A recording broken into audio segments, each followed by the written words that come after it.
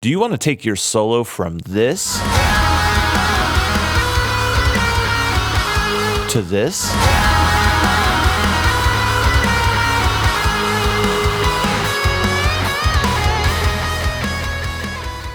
You're gonna need to add ambience. Hey guys, Joey here, and in today's video, I'm gonna show you how to add size and life to a guitar solo. A critical part of mixing is finding the most important elements in a song and showcasing them. A guitar solo usually happens near the climax of a song and should stand out from the less exciting elements. Here's a few effects that I like to use to make a guitar solo shine. Let's start with delay. Most modern mixes have this on lead and solo guitars. The goal here is to make the solo feel epic by taking up more of the frequency spectrum without distracting from the source. Now that we've set our intent, let's grab a plugin. To get started, I'm going to use the JST Soar plugin, which is a tape delay. The main thing that we're going to mess with here is the age, the repeats, and the delay type. The plugin defaults to tape head 2 and 3, which represents a quarter note and a dotted eighth note rhythm. In case you're curious, there's a chart of the different tape head speeds linked in the description below.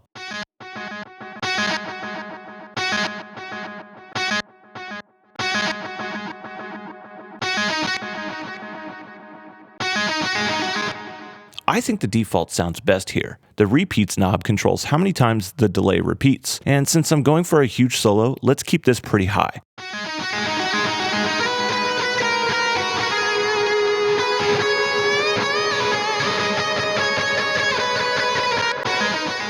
Age refers to the quality of the tape. A low age tape will be fresh, and as I increase this knob, there's a high frequency drop off. Since I'm going for a bright delay, I'm going to keep this pretty low.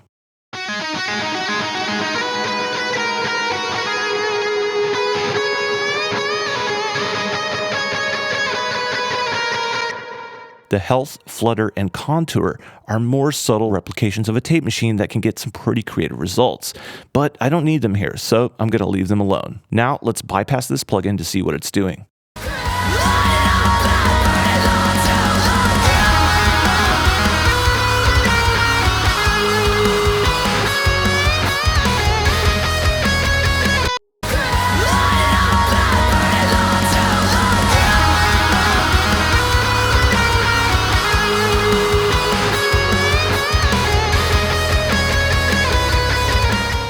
Check out how much size we added with the tape delay, and we're only just getting started. Next up is reverb. Reverb is a great way to soften a delay while also making a signal sound more lush. I'm hearing a spring reverb on this solo, so I'm going to load up JST Skybox, but you could try out any spring reverb for this step. I'm going to mess with the settings until I hear a point where the delays are tamed and the solo has some extra length, but it's not totally washed out.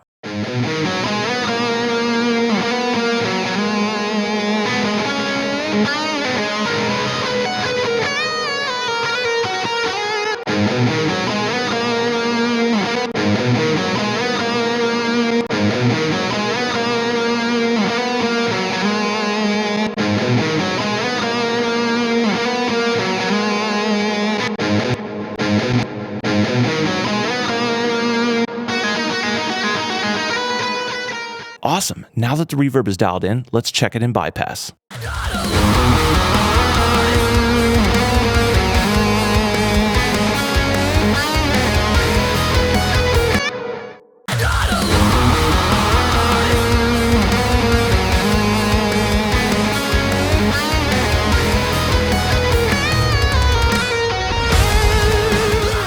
Wow, that made the solo sound more cohesive and a bit larger.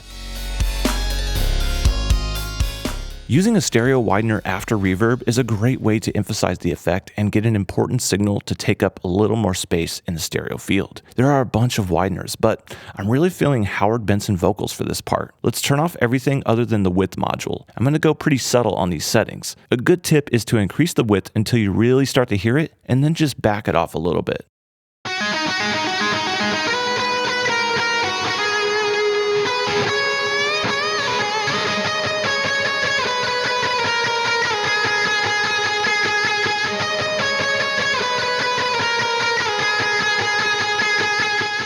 Cool, that's starting to have an identity. The lower frequencies are feeling a bit unfocused with all this width, so I'm going to have to make the low end mono.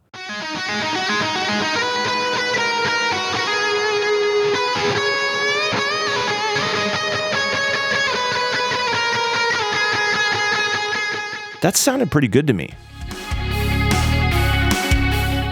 All of this ambience sounds great, but it's starting to get lost in the mix. If we want any of this stuff to be heard clearly, we're going to have to add a compressor. Mess with the compression amount until you hear the original solo get more focused.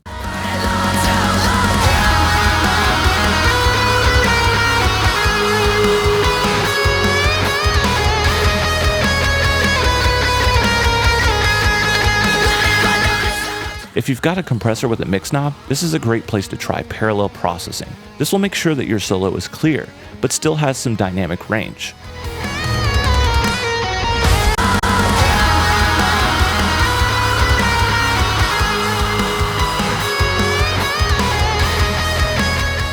Alright, now the solo is more audible, but the compression brought up some harsh frequencies. So we're going to take care of this with a little bit of EQ. I'm hearing some stuff near 5K that we can bring down.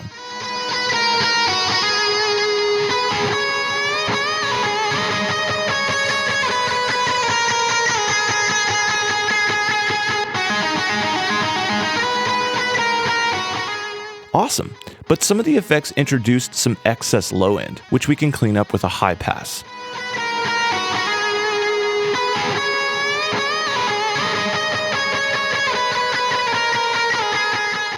The reverb reduced some of the brightness, so let's just do a high shelf boost.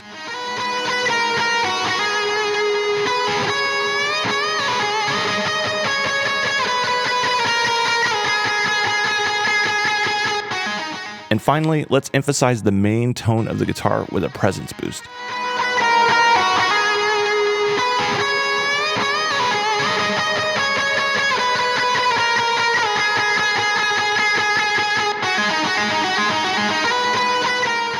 All of the ambience has been tamed and cleaned up, and we've got a consistent, awesome sound. Let's go back over the whole process and see how each step improved our guitar solo.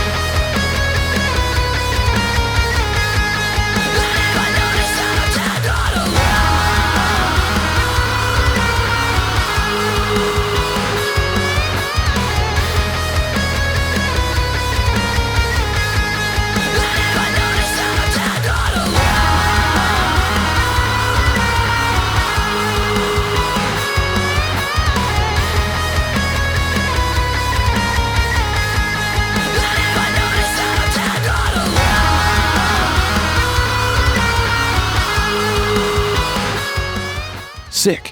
All of this ambient processing brought the solo from something dry and boring to something exciting and memorable. Make sure to pay attention to featured performances and to highlight them in your mixes. Just make sure that you don't overdo it, or they'll mess up the balance. How do you process guitar solos? Do you use any of these tricks, or do you do something that I haven't mentioned yet? Let me know in the comments below. Thanks for watching. If you like this video, hit that subscribe button. And don't forget to check the links in the description below. Tap that bell to get notified whenever we upload new videos. Until next time, happy mixing.